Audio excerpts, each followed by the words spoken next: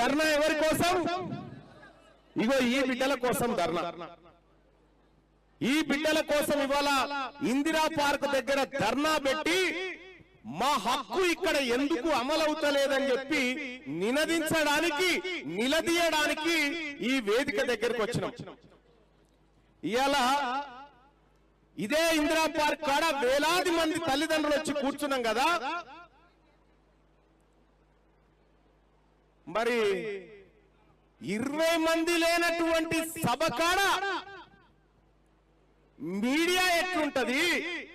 వేలాది మంది ప్రజలు వచ్చిన దగ్గర ఎటుపోయింది ఈ మీడియా?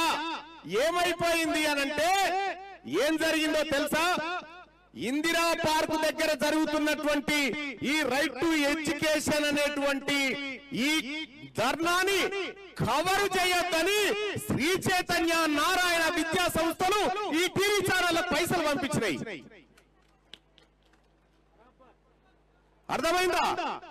ఎందుకు కవర్ చేయొద్దు అంటే చెప్తా ఉన్నాయంటే, ఒకవేళ ఇది ఇంప్లిమెంట్ అయితే, తెలంగాణ రాష్ట్రంలో రైట్ టు ఎడ్యుకేషన్ ఇంప్లిమెంట్ అయితే ఒకే ఒక్క దెబ్బకు 11,88,000 మంది పేద విద్యార్థులకు ప్రైవేట్ స్కూళ్లలో ఫ్రీగా ఎంట్రీ దొరుకుతుంది అన్నట్టు.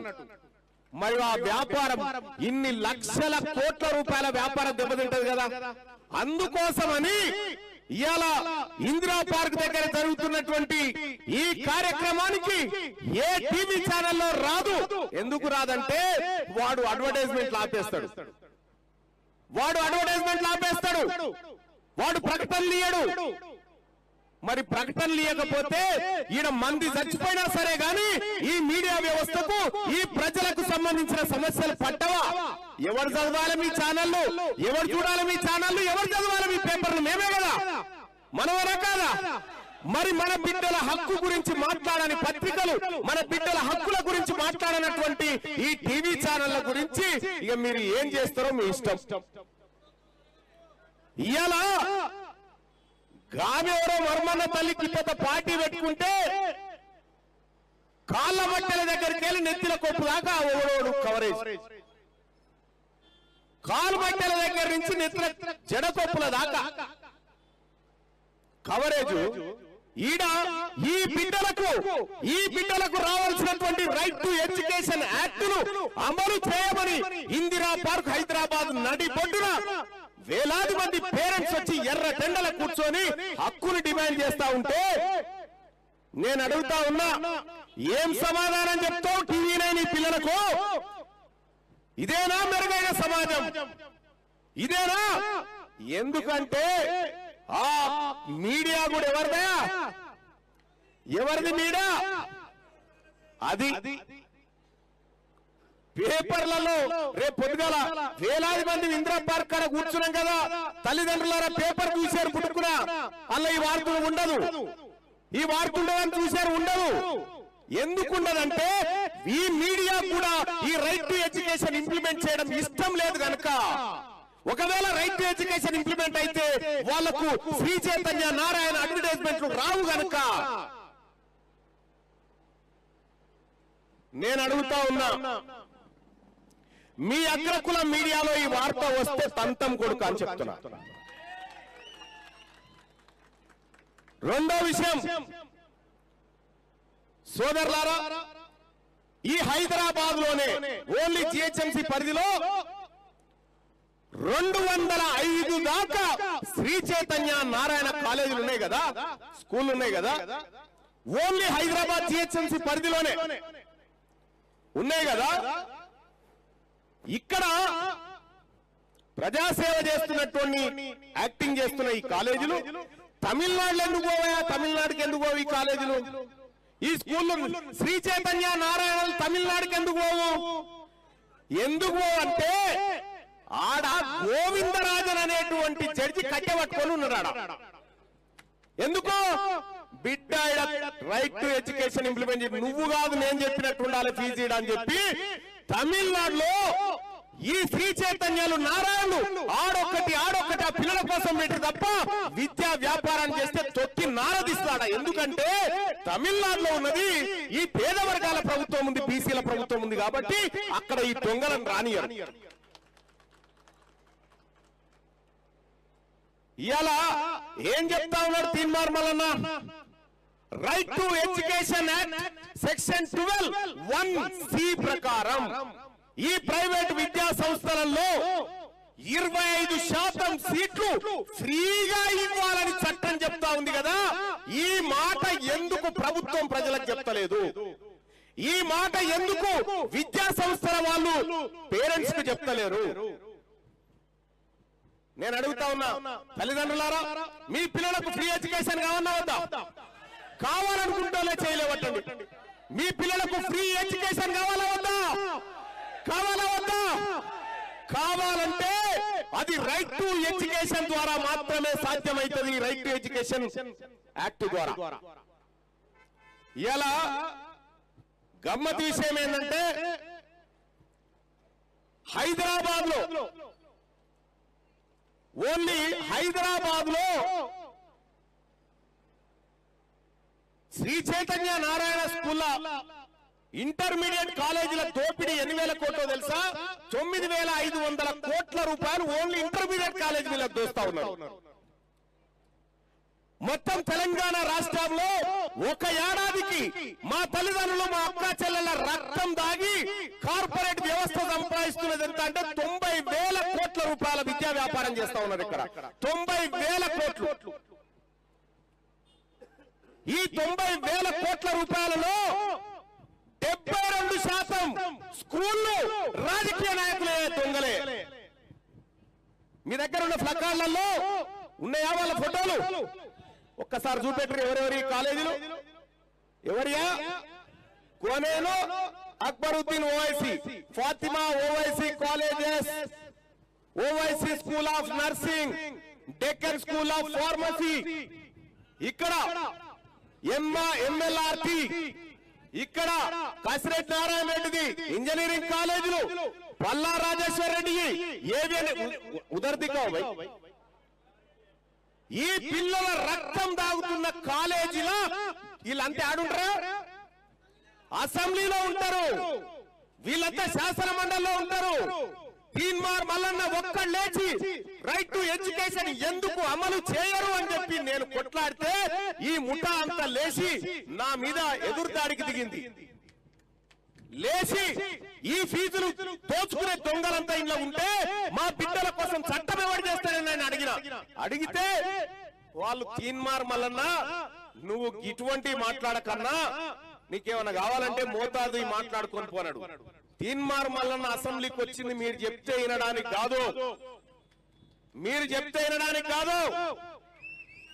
నా తల్లిదండ్రులు పేద వర్గాలు చెప్తే వినడానికి వచ్చిన నేను వాళ్ళ గొంతున ఎక్కడికి వచ్చినా వాళ్ళ గొంతుగా నేను శాసన మండలిలో మీరు చూడండి, రికార్డు చూడండి. Teenmar Mallanna right to education కోసం ఎన్నిసార్లు కొట్లాడిండో, ఎన్నిసార్లు మాట్లాడిండో మీరు ఒక్కసారి అబ్జర్వ్ చేయండి. నేనేమో మన పిల్లల భవిష్యత్తు కోసం కొట్లాడుతున్నా, వీళ్ళేమో వ్యాపారాలు చేసుకుంటా ఎమ్మెల్సీ సీట్లను కొనుక్కుంటా వ్యాపారం చేసుకుంటా బతుకుతున్నటువంటి వాళ్ళు వీళ్ళంతా. ఎవరా? జరా ఆ విద్యా వ్యాపారం చేస్తున్న ప్లకార్డులు తీసుకొచ్చి వీళ్ళకి ఇచ్చేరు పిల్లలకు. ఒక్కరు తీసుకురండి, అవి తీసుకొచ్చేయండి పిల్లలకి. వీళ్ళ రక్తం దాగుతుంది ఎవరో చూడాలి సమాజం. ఇలా తల్లిదండ్రులారా, ఈ టీవీ ఛానళ్లలో ఇది రాదు, ఈ పేపర్లలో ఇది రాదు. కానీ ఒకటి గుర్తు పెట్టుకోండి, వాళ్ళకంటే బలమైనటువంటి సోషల్ మీడియా మన చేతిలో ఉంది, మన చేతిలో ఉంది. దీన్ని వాడండి, దీన్ని చూపెట్టండి. ఇది ప్రజానికానికి తెలవాల్సినటువంటిది. ఎవరాయి దోపిడిదారులు? వీళ్ళే కదా దోపిడీ చేస్తా ఉంది. మరి ఈ ప్రజల రక్తం దాగుతున్నటువంటి ముఠా నాయకులను అసెంబ్లీకి పంపిస్తే మన బిడ్డల చదువు కోసం ఎవరు ఆలోచిస్తాడు? మన బిడ్డలకు దక్కాల్సిన ఫ్రీ ఎడ్యుకేషన్ ఎక్కడి నుంచి వస్తుంది? తమిళనాడు పోతే తంతర్ వీళ్ళని. ఈ శ్రీ చైతన్య, నారాయణ, ఈ డిపిఎస్ లు, ఈ పల్లవిలు, ఈ ఏవైతే ఈ ఇంజనీరింగ్ కాలేజీలు, ఇంజనీరింగ్ స్కూల్స్, ఇంటర్మీడియట్ స్కూల్స్ ఉన్నాయో వీళ్ళను పండబెట్టి తొక్తరాడిపోతే. ఎందుకంటే మీకు తెలుసో తెలియదో తల్లి, తమిళనాడులో 1వ తరగతి నుంచి 5వ తరగతి వరకు సేమ్ స్టాండర్డ్స్ తోని 15,000 ఫీజులో జరగవచ్చు, 15,000 రూపాయలతో. ఇక్కడ 1.5 లక్షలు కావాలి. ఇక్కడ మన దగ్గర గుంజుకున్న డబ్బుతోటి మీడియా వాళ్ళకు పైసలు ఇస్తారు. 1 1 2 2 3 3 అని పైసలు ఇస్తా ఉంటారు. ఇక ఈ చట్టం తీసుకురావద్దని ప్రభుత్వంలో ఉన్నటువంటి మంత్రులకు పైసలు ఇస్తారు. నేను ఈ వేదిక నుంచి చెప్తా ఉన్నా, తెలంగాణ రాజ్యాధికార పార్టీ రాజకీయ పార్టీ, కానీ అవసరం వచ్చినప్పుడు యుద్ధం కూడా చేస్తుంది. నేను ఈ వేదిక నుంచి చెప్తా ఉన్నా, తెలంగాణ రాజ్యాధికార పార్టీ విద్యార్థి విభాగం అధ్యక్షుడు రాజు చెప్తా ఉన్నా. రాజు ఏడున్నవా?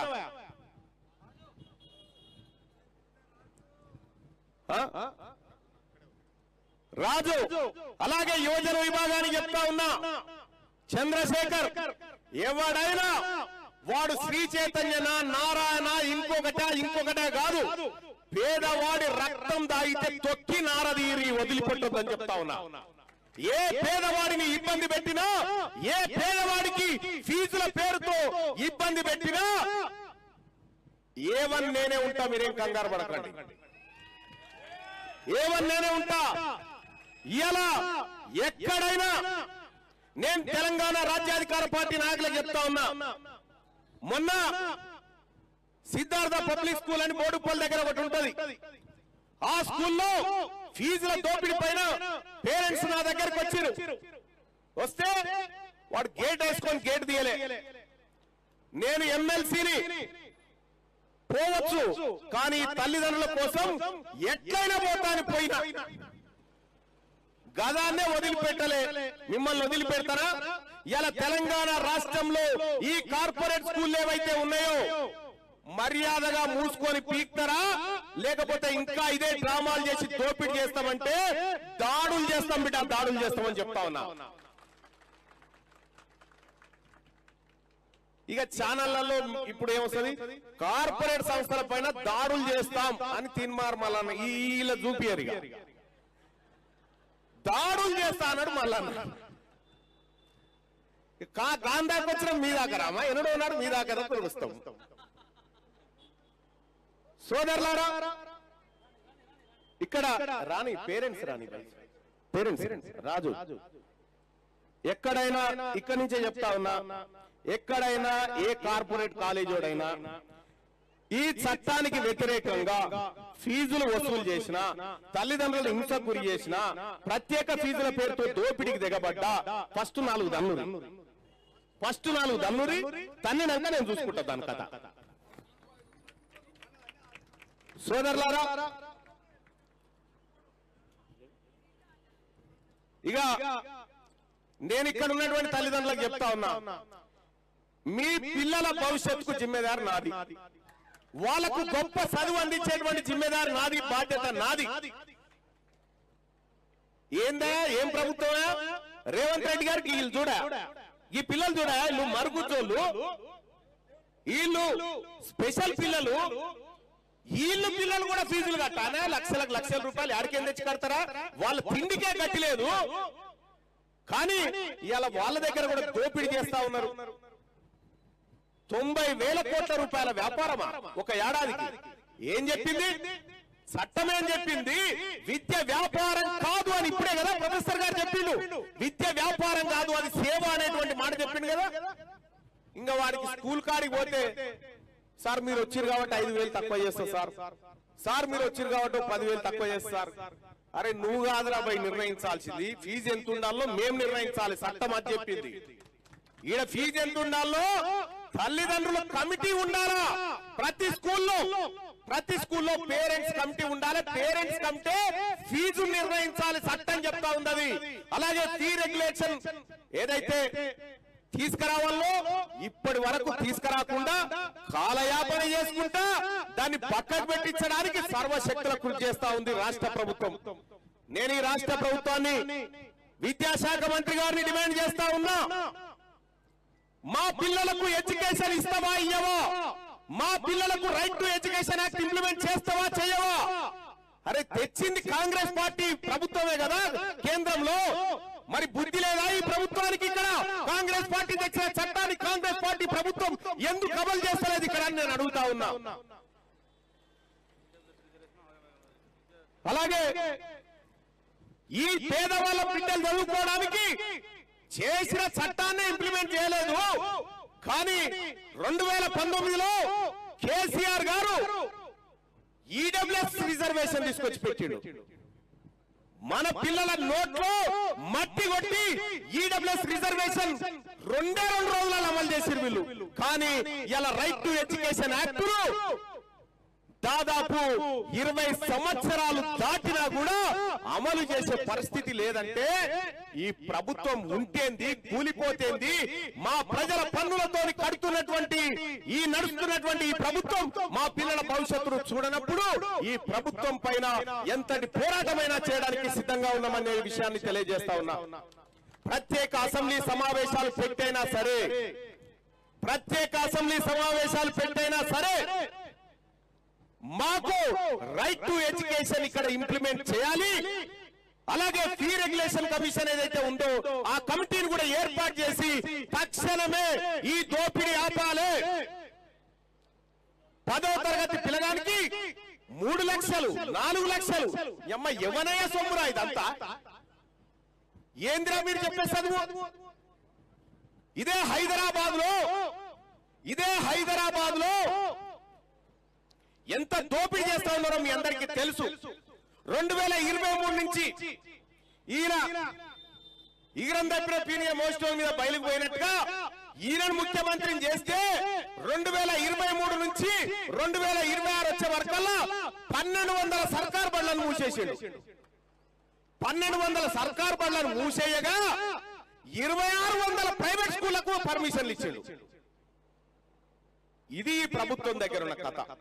అందుకోసమే నేను చెప్తా ఉన్నా, మన బతుకులు మారాలంటే, మన పిల్లలకు ఫ్రీ ఎడ్యుకేషన్ రావాలంటే అది ఒక ప్రభుత్వం మార్పుతోనే సాధ్యం.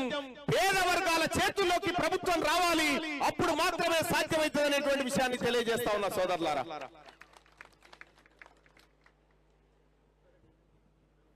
ఇప్పుడు మల్లారెడ్డి గారు చెప్తాడా లేచి అసెంబ్లీలో రైట్ టు ఎడ్యుకేషన్ అమలు చేయాలని చెప్తాడా? ఏమంటున్నాయన మైక్ ముంగట? నాకు ఎంత ఆస్తుందో నాకే తెలియదు. ఏడంగొచ్చింది ఆస్తి? మన పిల్లల రక్తం దాగితో వచ్చింది. నాకు బ్యాంకు బ్యాలెన్స్ ఎంత ఉంటుందో తెలియదు అంటుంది కదా మల్లారెడ్డి. ఎక్కడి బ్యాంకు బ్యాలెన్స్ తెలియనంత పైసలు మీ దగ్గరే కదా. మరి నిజంగా విద్య వ్యాపారం కాదు, సేవనే అయితే ఆయన దగ్గర పైసలు ఎట్లా పోయినాయి? పోవద్దు కదా. అందుకోసం చెప్తా ఉన్నా, రైట్ టు ఎడ్యుకేషన్ అనేది ఈ తెలంగాణ రాష్ట్రంలో తక్షణం ఇంప్లిమెంట్ చేయాలి. పక్కనున్న తమిళనాడులో ఇంప్లిమెంట్ చేస్తావు, కేరళలో ఇంప్లిమెంట్ చేస్తావు, పక్కనున్న 9 రాష్ట్రాలు చుట్టుముట్టి ఇంప్లిమెంట్ చేస్తే సిగ్గుపడాలి రేవంత్ రెడ్డి గారు. తెలంగాణ రాష్ట్రంలో రైట్ టు ఎడ్యుకేషన్ యాక్టులు, ఫీ రెగ్యులేషన్ కమిటీని నువ్వు నియమించకుండా ప్రభుత్వం కొనసాగిస్తున్న విద్యాశాఖ నీ దగ్గర పెట్టుకున్నందుకు సిగ్గుపడాలని చెప్తా ఉన్నా. ఇక తెల్లారు లేస్తే ఇప్పుడు కొత్త దుకాణం, కొత్త డేరా తెరిచేగా ఒక ఆమె free education KG to PG ఊరి అమ్మ. ఈ 10 ఏళ్ళు ఎటు పోతివి తల్లి నువ్వు? ఈ 10 ఏళ్ళు ఎటు పోతివి? ఓ అమ్మా, ఏం చెప్పాడు గతంలో కేసీఆర్ గారు? రిక్షా వాడి కొడుకైనా కేసీఆర్ మనవడైనా ఒకటే బండిలో ఒకటే బెంచ్ మీద కూర్చొని చదువుకోవాలని చెప్పిండా లేదా? చెప్పిండా? మరి మన మనవడేమో మధ్యాహ్న భోజనం కాడ బొచ్చ పట్టుకొని అన్నం అని అడుక్కుంటా ఉంటే, ఆయన మనవడేమో అమెరికాలో తిరుగుతా ఉంటే ఎక్కడ ఈక్వాలిటీ వచ్చింది? హరీష్ రావు పిల్లలు సింగపూర్ లో ఎందుకు చదివినారు? నీ పిల్లలు ఆక్రిడ్జ్లో ఎందుకు చదువుతా ఉన్నారు? మా పిల్లలు ఎందుకు సర్కారు బడుల చెట్ల కింద కూర్చొని చదువుతా ఉన్నారు? నేను అడుగుతా ఉన్నా, ఇదేనా ఈక్వాలిటీ? ఇదేనా? మా బిడ్డలు కూడా గొప్ప చదువు చదవాలి, మా బిడ్డలకు కూడా ఫెసిలిటీస్ ఉండాలి. ఇలా ఢిల్లీలో ప్రతి 100 రూపాయలు ఖర్చు పెడితే 22 రూపాయలు ఎడ్యుకేషన్ కోసమే ఖర్చు పెడతా ఉన్నారు. హిమాచల్ ప్రదేశ్ లో ప్రతి 18 రూపాయలు ఎడ్యుకేషన్ కోసం ఖర్చు పెడతా ఉన్నారు. పక్క రాష్ట్రం ఛత్తీస్గఢ్ లో కూడా మనకంటే రెట్టింపు స్థాయిలో ఖర్చు పెడుతూ ఉంటే ఈ మొద్దు ప్రభుత్వం, ఈ నిరక్షరాస్య ప్రభుత్వం తెలంగాణలో 7% మించి విద్య కోసం ఖర్చు పెడతలేదంటే మనం అర్థం చేసుకోవచ్చు. ఇప్పుడు ఇంటిగ్రేటెడ్ స్కూల్స్ కడతా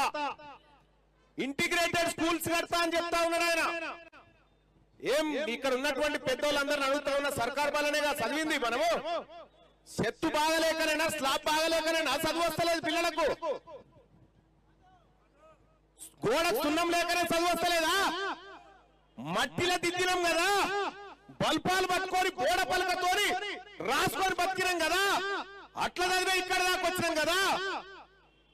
మరి మనకు బంగ్లా సరిగా లేక చదువు వస్తలేదు పిల్లలకు అంటుండేది ముఖ్యమంత్రి గారు. 30,000 కోట్ల రూపాయలు అప్పు తీసుకొచ్చి ఆ బెంగళూరులో ఉన్నటువంటి కాంట్రాక్ట్ సంస్థకు ఈ ఇంటిగ్రేటెడ్ స్కూల్స్ కట్టమని ఇస్తాట. ఎక్కడి నుంచి తెచ్చిరా అంటే అప్పు ఏషియా డెవలప్మెంట్ బ్యాంకు నుంచి తెచ్చిరా. ఎందుకంటే పేరు పెరుమాలది, ఆరగింపయ్య గారిది, పేరేమో మన పిల్లలది, ఈ పిల్లలకు చదువు కోసమని. కానీ 1,000 కోట్ల రూపాయల దోపిడీకి దిగబడతా ఉన్నారు కాంట్రాక్ట్ల రూపంలో. అందుకే నేను చెప్తా ఉన్నా, ఇక్కడ ఉన్నటువంటి తల్లిదండ్రులకు చెప్తా ఉన్నా, రైట్ టు ఎడ్యుకేషన్ కోసం మనం గనుక ఒక్కసారి ఈ హైదరాబాద్ ను స్తంభింపజేస్తే అర్ధ గంటలో మీ పిల్లల ఫీజులు సగానికి పడిపోతాయి. రైట్ టు ఎడ్యుకేషన్ అనేది అంత ఇంపార్టెంట్. చాలా మంది తల్లిదండ్రులకు కూడా నేను నా దగ్గరకు వచ్చినప్పుడు రైట్ టు ఎడ్యుకేషన్ ఒకటి ఉందంటే కూడా వాళ్ళకి తెలియదు, వాళ్ళకి చెప్పినోడు లేడు ఫస్ట్. అందుకోసమే ఇలా తెలంగాణ రాజ్యాధికార పార్టీ చెప్తా ఉంది, మీ దొంగల ముఠా ఎట్లాగో చేయది. 2029లో అధికారాన్ని గుంజుకుంటాం, బీసీలం ఖచ్చితంగా రైట్ టు ఎడ్యుకేషన్ అందరికి అమలు చేస్తాం, అందరి పేద వర్గాల పిల్లలకు అమలు చేస్తాం.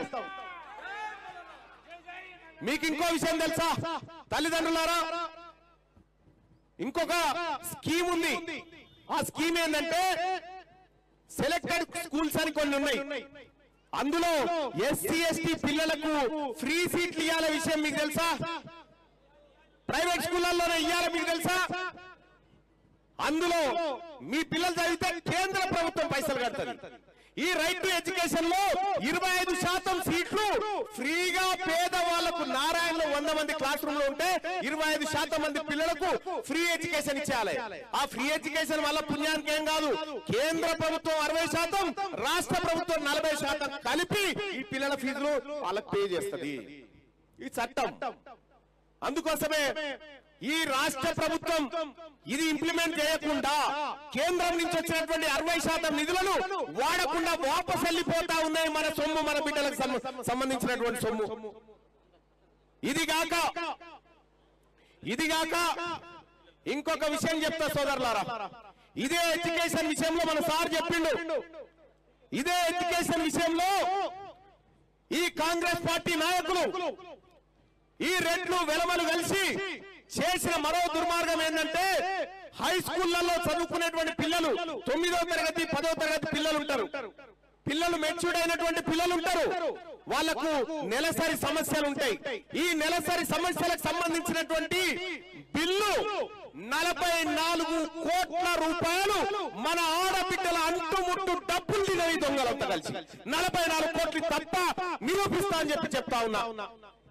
మన సొమ్ము ఈ రకంగా తింటా ఉంటే, మన బిడ్డలకు దక్కాల్సినటువంటి ఈ సంపద లూటీ అయితా ఉంటే, మరి నేను అడుగుతా ఉన్నా, తెలంగాణ రాజ్యాధికార పార్టీ చూస్తూ కూర్చుంటదా, ఇలా తీర్మార్మాలను చూస్తూ కూర్చుంటదా అని చెప్పి నేను అడుగుతా ఉన్నా. మేము బిచ్చం అడగట్లేదు, మా హక్కును అమలు చేయమని చెప్తా ఉన్నాం. బాయికాడ జీతగాడు సరిగా పని చేయకపోతే ఉంచుకుంటావా? ఏం చేస్తాం? పని చేయకపోతే తీసేస్తాం. నీ పనికి అంతే. తెలంగాణ రాష్ట్రానికి పెద్ద జీతగాని నువ్వు. రేవంత్ రెడ్డి గారు పెద్ద జీతగాడు తెలంగాణ రాష్ట్రానికి.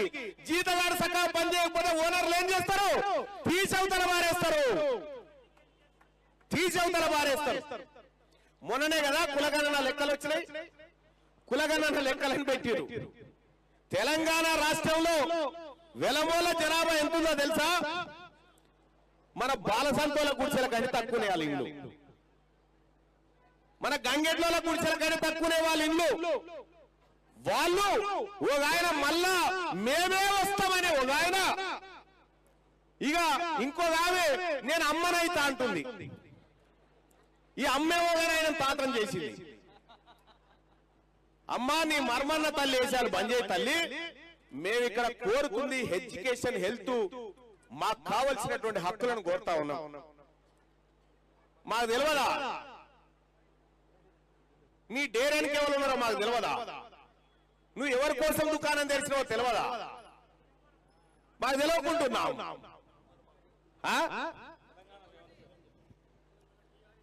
మా అమ్మ మా ముదిరాజు తల్లి,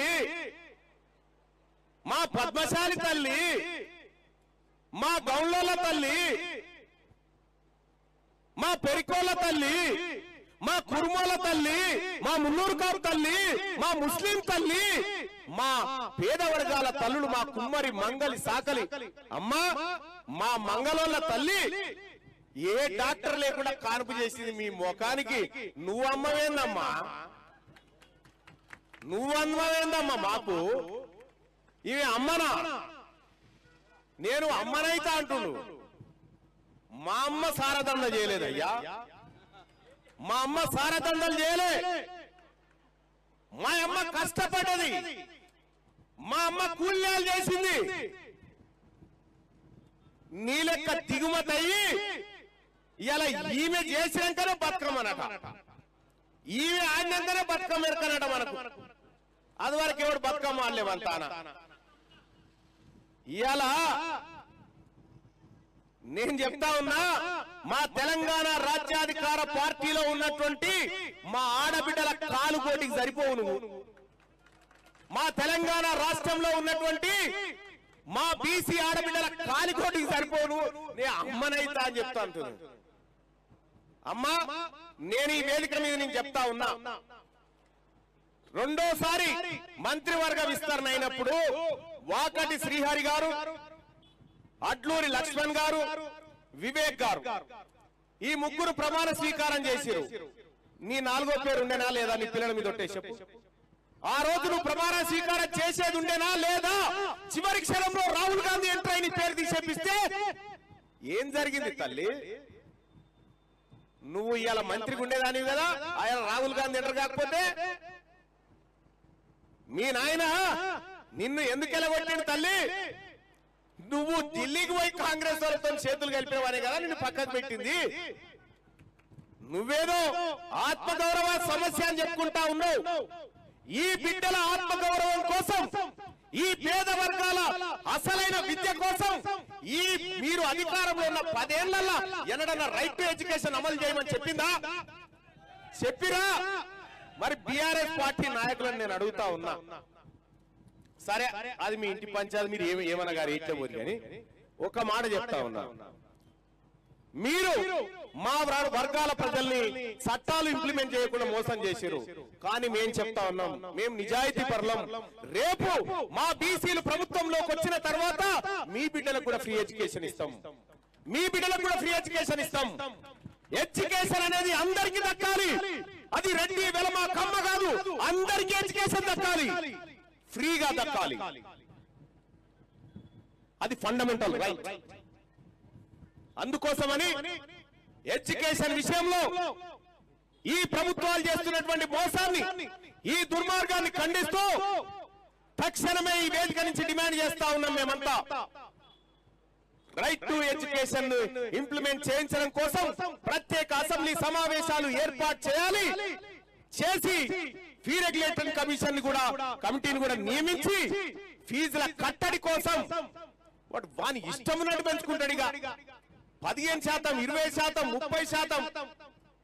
30% చదివి ఒక ఏడాది అటు ఇటో కష్టపడి తల్లిదండ్రులు ఎదుగా 2వ ఏడాది నుంచి వానికి ఫీజులు కట్టలేక ఇబ్బంది పడుకుంటా నా దగ్గరకు వస్తా ఉంటారు చాలా మంది, అన్నా ఫీజులు తక్కువ చేయాలన్నా, స్కూళ్ళల్లో ఫీజులు ఎక్కువైపోతున్నాయని అంటారు. పోయి తన్నుకోవాలి అని చెప్పిరా. ఈ చట్టం నీ దగ్గర ఉందని తెలుసా? ఈ చట్టం కాయదని తీసుకుపోయి వాడి ముఖాన కొట్టు, వాడి ముఖం ఎర్రగైపోతుంది, దెబ్బకి నీ ఫీజులు తక్కువ చేస్తారని చెప్పిన. ఇది తీసుకపోయి ఇవాళ మా బల్వీర్ ఉన్నాడు, మా బల్వీర్ ఆ చట్టాన్ని తీసుకొని పోయి 25 మంది పోరగాలని ₹1 లేకుండా చదివిపిస్తా ఉన్నాడు. ఇప్పుడు ఆడ సప్పట్లు కొట్టరు సార్. అలాగే మా పార్టీ నాయకులందరూ కూడా ఇవాళ ఈ బల్వీర్ విధంగానే, మా నాయకుని విధంగానే తెలంగాణ రాష్ట్ర వ్యాప్తంగా ప్రతి ప్రైవేట్ స్కూల్లో జరిగేటువంటి దోపిడీ ఏదైతే ఉందో ఈ దోపిడీ కంట్రోల్ చేయడానికి తెలంగాణ రాజ్యాధికార పార్టీ నాయకులు ఎక్కడుంటే అక్కడ సంప్రదించండి, ఎక్కడుంటే అక్కడ మా నాయకులకు చెప్పండి. నేను ఈ వేదిక నుంచి చెప్తా ఉన్నా, మా జానయ్య గారికి, పెద్దలు జానయ్య గారికి చెప్తా ఉన్నా, రాష్ట్ర వ్యాప్తంగా ఎక్కడ ఉన్నా కూడా ఫీజుల పేరు మీద ఎవరు వేధింపులకు గురి చేసినా మేమందరం కూడా ఎక్కడికక్కడ మా జిల్లా అధ్యక్షులకు కూడా చెప్తా ఉన్నా, నేరుగా వాళ్ళతో మాట్లాడండి, ఈ చట్టం గురించి చెప్పండి. ఈనకపోతే నేను చూసుకుంటా వాళ్ళ సంగతి. సోదరులారా, ఇంకంతే కాదు, ఇది ఎడ్యుకేషన్ మాత్రమే కాబట్టి నేను ఎడ్యుకేషన్ విషయమే మాట్లాడుతున్నా. వేరే రాజకీయాలు మాట్లాడాల్సినటువంటి అవసరం వేరే వేదిక మీద ఉంటుండొచ్చు, కానీ ఎర్రటి ఎండలో ఎవరి సత్తి వాళ్ళు కట్టుకొని వచ్చినటువంటి తల్లిదండ్రులు ఎవరైతే ఉన్నారో ఈ చట్టం అమలు చేయాలి అనేటువంటి నినాదం మనం గట్టిగా చేయాలి. మనం 10 మంది విద్యార్థులకు తల్లిదండ్రులకు చెప్పాలి, ఇది ఒక చట్టం ఉంది మనకు, ఇది ఇంప్లిమెంట్ అయితే ఇలా 50,000 ఫీజు 20,000కే వస్తుందని చెప్పండి. ఇది ఈ విషయాన్ని తెలియజేయండి. మరి రైట్ టు ఎడ్యుకేషన్ అమలు చేయాలా వద్దా? చేయాలనుకుంటే వాళ్ళు చేతులు ఇవ్వటండి. Right to education, right to education, right to education, right to education. జై తెలంగాణ, జై బీసీ. సోదరులారా, ఇవాళ కూర్చోరి ఇంకా అయిపోలే, కూర్చోరి. ఇవాళ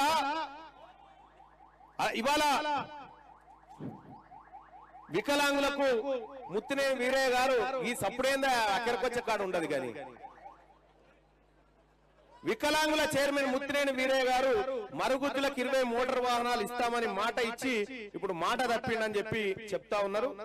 మంత్రులకు లెటర్ రాసినా అని చెప్పి మోసం చేసినాడు. మేము అడిగితే అంతా ఉట్టిగానే చెప్పినానంటూ ఉన్నాడని చెప్పి ఒకటి. రెండోది, మహబూబ్ నగర్ నుంచి పాదయాత్రగా నడుచుకుంటూ వచ్చి రైట్ టు ఎడ్యుకేషన్ ఇక్కడ ఇంప్లిమెంట్ చేయాలని ఎర్ర టెండలో 3 రోజుల కింద మహబూబ్ నగర్ నుంచి పాదయాత్రగా నడుచుకుంటూ వచ్చినటువంటి బిడ్డలు ఇగో ఇక్కడ ఉన్నారు చూడండి. వీళ్ళు రైట్ టు ఎడ్యుకేషన్, వీళ్ళు అసలైనటువంటి బిడ్డలకు ఒక్కసారి గట్టిగా చప్పట్లు కొట్టి రైట్ టు ఎడ్యుకేషన్ ఇంప్లిమెంట్ చేయించేటువంటి పోరాటంలో భాగస్వాములైనటువంటి ముందు వరుసలో ఉన్న బిడ్డలకు గట్టిగా చప్పట్లు కొట్టండి. సోదరులారా, ఇంకొక విషయం చెప్తా ఉన్నా, ఇక్కడ తెలంగాణ రాష్ట్రంలో రైట్ టు ఎడ్యుకేషన్ అమలు చేయడం కోసం మన వట్టే జానన్న గారి నాయకత్వంలో ఈ రాష్ట్ర పార్టీ ముందుకు వెళ్తుందని చెప్పి మీ అందరికీ తెలియజేసుకుంటూ, ఒక్కసారి తల్లిదండ్రులారా వట్టే జానయ్య గారి ఫోన్ నెంబర్ ఒకసారి చెప్తాడు, మీరంతా నోట్ చేసుకోండి.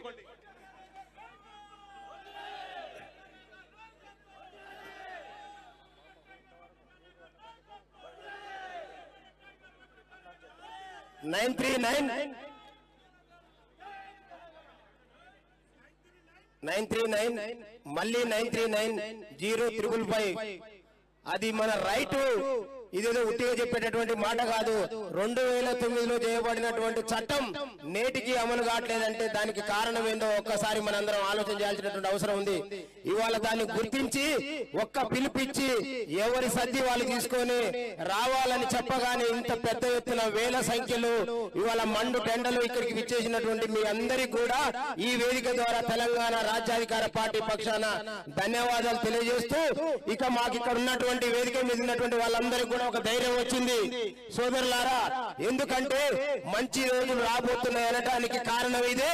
ఎక్కడైనా దొంగ నాయలుగాళ్ళు బీసీలు ఐక్యమైతరా అనేటటువంటి మాట మాట్లాడేటటువంటి దొంగలు ఒక్కసారి ఈ 2.5 గంటల సమయంలో ఇందిరా పార్క్ వైపు ఒక్కసారి చూడాల్సిందిగా విజ్ఞప్తి చేస్తా ఉన్నా.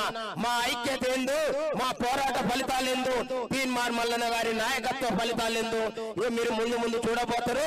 ఇప్పటికే ఆల్రెడీ అనేక విషయాల్లో విజయం సాధించడం అని తెలియజేస్తూ మరొక్కసారి ఇక్కడికి విచ్చేసినటువంటి తల్లిదండ్రులందరూ కూడా ధన్యవాదాలు తెలియజేస్తా ఉంటాం. అందరూ 33 జిల్లాల అధ్యక్షులు ఎవరైతే ఉన్నారో వాళ్ళకు కూడా ప్రత్యేకంగా ధన్యవాదాలు తెలియజేస్తా ఉంది పార్టీ. అందరు చెరువులు 2 చేతులు లేవట్టి ఎవరి కాలు జంటగా పట్టుకోండి.